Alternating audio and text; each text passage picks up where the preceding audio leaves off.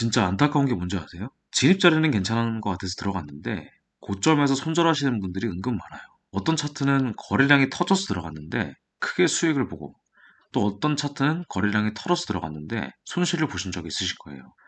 왜 똑같이 거래량이 터졌는데 손실을 봤는지 그 이유를 지금부터 알려드릴 겁니다. 오늘 영상을 놓치신다면 다 된 밥에 코 푸는 거나 마찬가지니까 집중해서 들어주시길 바랍니다. 오늘도 새로운 인사이트, 티칭 포인트가 구석구석 숨겨져 있으니까 복권 긁는 설레는 마음으로 이 영상을 시청해보세요.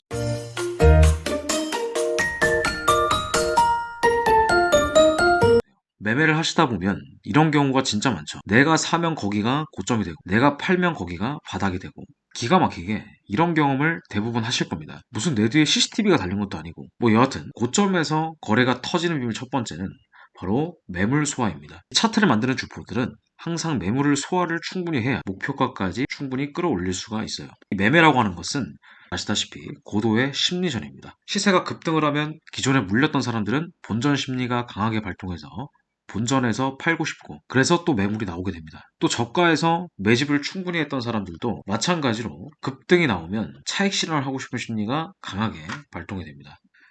주포 입장에서 생각을 해보세요. 얘네 목표가가 만약에 8,000원인데 현재 돈을 써서 한 번에 급등을 시켜버리면 물량이 나올 가능성이 높잖아요. 그래서 이 차트를 그리는 주포들도 이런 식으로 올리는 것이 아니라 뭔가 애태우듯이 천천히 이렇게 올리는 이유가 다 있습니다. 그래서 이러한 매물 소화 작업을 반드시 거쳐야 나중에 주포들이 매물이 가벼워졌을 때 목표가까지 쉽게 끌어올릴 수가 있다는 얘기죠. 주포들은 계속 올리면 기존에 있는 주주들이 물량을 안 내놓으니까 조금씩 올라가는 것처럼 차트를 만들어서 기존 개미들을 실현시켜주고, 본전 심리가 강한 심야 개미들을 떨어뜨려서 물량 점 자신 쪽으로 유리하게 하는 겁니다. 그게 바로 매물 소화에 대한 개념입니다. 그래서 고점에서 거래량이 크게 발생했다면 거의 엄청난 호재가 아니고서는 8월 이상은 조정이 나오게 되는 것입니다. 그래서 매매를 하시는 분들이라면 추세를 파악하고 고점에서 거래가 발생했을 때 약간 조정이 올 것을 생각하고 저가 매수의 기회를 노려볼 수도 있겠죠. 자, 매물 소화의 예를 들어 보겠습니다. 지금 이렇게 제가 박스를 친 구간이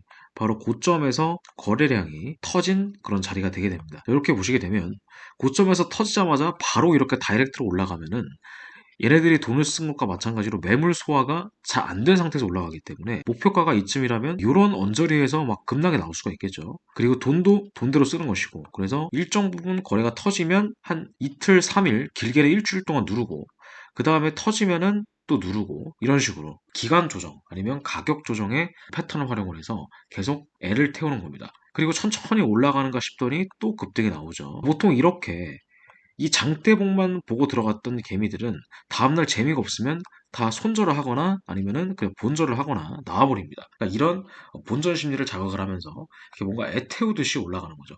최종 목표가가 한 요쯤 됐을 거라고 생각하는 거거든요. 여기가 60만 원인데 현재 여기가 지금 22만 원 정도입니다. 그러니까 앞으로 3배 정도 끌어올리려고 하면 엄청난 많은 시간과 돈이 필요하다는 얘기죠. 그래서 중간중간 올리다가 떨어뜨리고, 올리다가 떨어뜨리고, 올리다가 떨어뜨리고, 그러니까 이런 식으로, 그죠? 얘네가 이만큼 올렸으면은 우리 개인들 입장에서는 아, 이만큼 올릴 거 왜 계속 더 올리지, 여기서 왜 떨어뜨리냐라고 할 수가 있는데, 다 그럴 만한 이유가 있는 겁니다. 일정 부분 올려서 이 개인들의 반응을 테스트를 해보는 것이고, 정말 뜨겁다면은 오히려 물량을 풀어가지고 개미들이 고점을 손절하게끔, 그리고 나중에 다시 올라갔을 때 추가 매수로 들어가게끔, 그래서 유동성 확보의 목적을 위한 것으로도 이렇게 활용을 할 수가 있습니다. 처음에 이런 식으로 바닥권에서 대량 거래가 터지게 됩니다. 자, 터지고 바로 올라가면 정말 좋겠죠.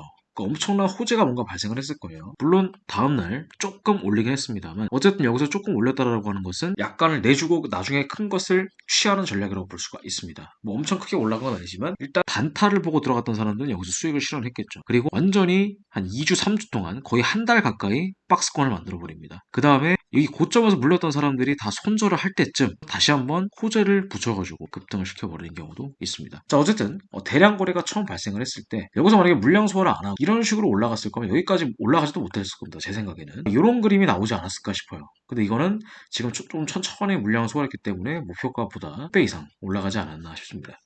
자, 두 번째는 물량 추가 매집입니다. 이 경우는 보통 코인이나 주식 쪽에서 많이 보이는 패턴 중에 하나인데, 특정 종목을 작업을 하려고 하는 주포가 들어왔을 때 위에 매물이 얼마나 많은지 일종의 테스트를 해보는 겁니다. 뭐 간혹 가다가 주식 종목들을 보시다 보면 거래량이 크게 터졌는데 윗꼬리가 이렇게 길게 달린 종목들을 가끔 보실 수가 있으실 거예요. 예를 들면 이런 것들이죠. 어떤 뉴스에 맞는 호재를 터트리거나 아니면 작업하려는 종목이 어떤 테마에 엮인다면 이 주포들은 돈을 써서 개인들이 이 뉴스의 이 종목에 얼마나 반응을 하나 테스트를 해봅니다. 그래서 테스트를 몇 번 거쳐보고 매집의 기간을 설정하게 됩니다. 만약에 시장의 반응이 굉장히 뜨겁다면 주포들도 매집 기간을 짧게 설정하고 들어 올릴 준비를 하게 되는데, 만약 시장의 반응이 뜨뜻미지근하거나 다른 유사한 종목에 돈이 몰린다면 일단 때를 기다리게 되겠죠. 그래서 때로 짧게는 3개월, 길게는 1년 넘게 걸리기도 하는 것입니다. 이것도 예를 한번 들어보도록 할게요. 지금 이것도 주식 종목인데 보시게 되면은 앞전에도 이런 식으로 물량을 매집했던 흔적들이 있습니다. 근데 제가 보기에 이렇게 급격하게 올라가면서 윗꼬리가 길었던 것들은 뭔가 목표가 짧은 겁니다. 그러니까 이미 주포가 매집을 해놓고 이렇게 윗꼬리가 긴 형태의 거래량, 이것도 윗꼬리가 긴 형태의 패턴, 이거 같은 경우에는 뭐 이미 주포가 미리 물량을 매집을 많이 해놨거나 아니면 매집을 못한 이 주포들이 어떻게든 돈을 써가지고 목표가까지 빠르게 올리기 위한 하나의 패턴이라고 볼 수도 있습니다. 이런 게 가장 베스트긴 하죠. 그러니까 이런 식으로 어느 정도 이동평균선이 우상향인 상태에서의 윗꼬리가 길게 달린다면은 이거는 필히 세력들이 빠르게 매집을 하기 위한 하나의 장치이다라고 생각을 하시면 됩니다. 그리고 나서 일정 부분 가격을 끌어올리고 거의 지금 얼마 정도 박스를 만들었냐면 여기가 고점이 4월입니다. 그리고 여기가 지금 12월입니다. 거의 한 8개월 동안 장장 계속 지금 물량을 잡아놓고 있는 겁니다. 자, 잘 보시면 앞전에 터졌던 거래량들이 엄청나게 많은데 그 뒤에는 거래량이 완전히 말랐었죠. 이거 뭐냐면 주포가 의도적으로 물량을 잠궈버린 겁니다. 그래서 개인들이 빠르게 손절을 하게끔. 자, 이 종목은 조금 더 업그레이드된 버전인데, 자, 이거 같은 경우에는 이제 이동평균선이 아예 우하향하는 그림이었죠. 방금 전 거는 이평선이 우상향인 상태에서 매집을 했기 때문에 누가 봐도 뻔히 흔적들이 보입니다. 그래서 조금 더 쉬워요. 네, 이렇게 떨어뜨리면서 매집을 했기 때문에 이런 것들은 좀 고수의 스멜이 좀 느껴진다. 어차피 이거를 끌어내려도 나중에 언젠간 무조건 올릴 것이라고 하는 부에 엄청난 자신감이 있는. 6번과 같은 경우에는 딱 봐도 이동평균선이 우상향이기 때문에 조금 차트를 분석하는 개미들이 나중에 들어오기 편하지만 7번과 같은 경우에는 완전한 우하향이었기 때문에 모든 개미들이 다 죽었다라고 생각을 할 거예요.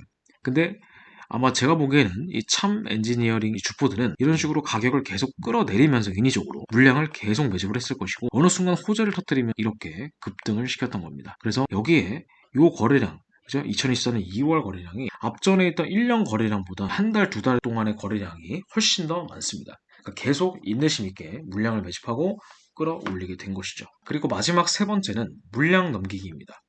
이게 선물이 됐든 코인이 됐든 주식이든 주포가 충분히 수익을 실현할 타이밍이 온다면 그 큰 물량을 다 받아줄 누군가가 있어야 됩니다. 그게 다른 주포가 될 수도 있고 아니면 다른 수많은 개인들이 있을 수가 있겠죠. 그래서 고점 부근에서 대량 거래를 터뜨리면서 개인들의 반응을 보게 됩니다. 이 주포도 한 종목의 주포들이 있을 수 있겠죠. 6개월 전부터 들어온 주포가 있을 수도 있고 아니면 일주일 전에 들어온 조막선 주포가 있을 수도 있는데 이미 물량을 많이 배집했던 주포들이 훨씬 유리하겠죠. 그래서 조금씩 호재 뉴스를 띄우면서 개인들의 반응을 체크한 뒤에 물량을 떠넘기게 되는 겁니다. 물량 넘기기 패턴은 제가 지난번에도 간단하게 추세를 보는 4가지 방법에 대해서 거래량을 보는 하나의 패턴이라고 제가 설명을 드렸던 적이 있거든요. 그래서 이미 물량을 많이 매집했던 주포들이 유리하다. 자, 예를 들면 지금 보고 계신 종목이 오일인데 이런 식으로 하락의 파동을 만들면서 매도 거래량이 급격하게 바닥에서 증가한 걸 볼 수가 있습니다. 그래서 이렇게 급락, 급락, 급락 이렇게 거래량이 급락이 나왔던 부분입니다. 근데 이 부분에서 만약에 물량을 넘긴다라고 한다면은 보통 여기까지는 아직 눈치를 못 챕니다. 근데 신저점을 만들면서 뭔가 거래량이 크게 증가한다면 고점에서 이제 물량을 넘길 때가 됐구나 혹은 저점에서 물량을 넘길 때가 됐구나 라고 인식을 해주시고 부분이 하나의 큰 박스권 이 저가 부분을 돌파했기 때문에 이런 식으로 안착시키고 급등이 나오게 되는 패턴을 우리가 볼 수가 있겠죠. 여기도 마찬가지입니다. 쭉 올라가면서 계속 물량이 많아지죠. 그래서 이 위의 부분에서 갑자기 고점에서 물량을 털고 떨어지는 이런 패턴들이 굉장히 자주 보이는 패턴 중에 하나이다. 설명을 드릴 수가 있고요. 그 다음에 여기도 마찬가지입니다. 이런 식으로 계속 신고점 만들면서 거래량이 증가하죠. 자, 거래량이 고점에서 증가하면 증가할수록 이 하락 매물에 대한 이 심리는 굉장히 커진다라고 볼 수가 있고요. 지금 보시면 이렇게 거래량이 터졌을 때마다 저가 부분을 계속 지켜주니까 어쨌든 간에 올라가긴 하는데 여기서는 거래량이 고가에서 터졌는데 이 저가 부분을 지켜주지 못했습니다. 그래서 여기를 마지막으로 해서 이런 식으로 매물을 만들고 이렇게 떨어지는 하나의 패턴이 나왔다라고 볼 수가 있겠죠. 그래서 여기 같은 경우는 신저점 만들 때 거래량이 좀 줄잖아요. 근데 여기는 급증이 나옵니다. 자, 급등이 나온 뒤에는 하락이 엄청나게 세지만 급락이 나온 뒤에 거래량이 적다 하면 올라가는 반등의 힘도 약한 거예요. 자, 이거는 비트코인 1시간인데 이렇게 떨어지면서 일정 부분 거래량이 잠잠하다가 갑자기 거래량이 증가가 되죠. 자, 이 거래량이 증가가 됐을 때 보통은 여기서 이제 엄청난 매도 물량이 많이 들어왔다고 볼 수가 있는데 물량이 많이 들어왔기 때문에 여기서 더 떨어질 것이다 라고 하는 것은 급락이 나왔던 부분의 파동을 꺾지 못했을 때는 이런 식으로 떨어지는 게 정상입니다. 근데 의도적으로 물량을 확 잡아놓은 다음에 되면은 여기서 이제 숏 스퀴즈가 발생하게 됩니다. 숏 스퀴즈라고 하는 것은 이 공매도 세력들을 다 죽여버리면서 청산을 시키고 급등을 나오는 패턴 중에 하나거든요. 자, 그래서 이 저가 부분에서 거래량이 크게 증가가 됐다면 거래량이 크게 증가가 됐던 부분에 이 부분을 다시 한번 크게 들어 올리는 하나의 패턴이 될 수가 있다 설명을 드릴 수가 있고요. 그래서 고점이나 저점에서 거래량이 증가가 크게 되는지 그것도 다시 한번 체크해 볼 필요가 있습니다. 이것도 마찬가지죠. 거래량이 증가, 여기도 저가 부분이 깨지고 이렇게 하락에 나오는 패턴을 우리가 볼 수가 있습니다. 여기도 마찬가지입니다. 이런 식으로 거래량이 처음에 천천히 잠잠하다가 일정 부분 급락이 나오면서 전파동 대비 거래량이 크게 증가가 된 걸 볼 수가 있죠. 자, 거래량이 증가한 뒤에는 이런 식으로 인위적으로 물량을 크게 만든 뒤에 다시 한번 이렇게 이 바닥 부분을 적은 거래량으로 돌파를 시켰다라고 한다면 보통 여기서는 이제 이 하락했던 부분이 하나의 매집이 되고 이 부분을 돌파가 되면은 추세가 강하게 바뀌는 걸 볼 수가 있습니다. 근데 반대로 이렇게 올라갈 때 신고점 만들고 거래량이 크게 증가가 됐다면 저가 부분을 깨지 않는 이상은 계속 여기가 매물대가 된다는 얘기죠. 이 패턴은 여러분들이 해외 선물을 하시면은 굉장히 자주 보시는 패턴 중에 하나가 됩니다. 자, 이것도 마찬가지입니다. 이런 식으로 급등이 나올 때 거래량이 증가가 됐죠. 그리고 보통은 이 밑에 이 바닥 부분을 지지해 준다면은 웬만하면 여기를 돌파하지 않고 계속 안쪽에서만 움직이는 경향이 있습니다. 자, 그런데 여기 보시게 되면은 거래량이 무조건 증가한다고 해서 추세가 바뀌는 건 아닙니다. 고점에서 거래량이 증가했다면 그 부분의 매물대를 잘 지켜주느냐, 지켜주지 못하느냐에 따라서 추세가 유지가 될 수도 있고 눌림을 잡을 수도 있고 아니면 추세가 반전이 될 수도 있다는 얘기죠. 여기 보이시죠? 지금 나스닥을 보시면은 여기서 NQ2가 나스닥입니다. 여기서 매수를 지금 들어갔다고 볼 수가 있습니다.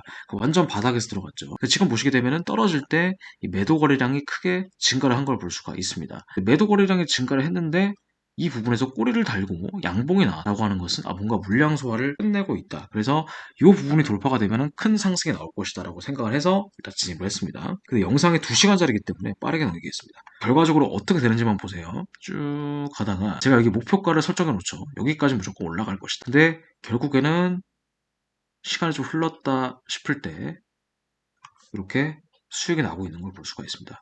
그러니까 벌써 이만큼 올라간 거죠. 이건 고가 진입을 나스닥 같은 경우는 여기서 들어갔습니다. 근데 벌써 이 짧은 시간 동안에 이만큼의 급등이 나온 걸 볼 수가 있죠. 결론적으로는 다른 종목들은 막 들어가서 수익을 많이 냈습니다. 3,200불까지 수익을 냈다가 지금 목표가가 여기거든요. 근데 목표가를 얼마 남기지 못하고 그냥 여기서 싹 다 3,000불 언저리에서 정리를 했는데 방금 전에 설명드렸던 것도 여러분들이 잘만 익히시면은 매번 실생활에서 여러분들 실제 트레이딩 할 때 써먹으실 수 있다는 얘기입니다.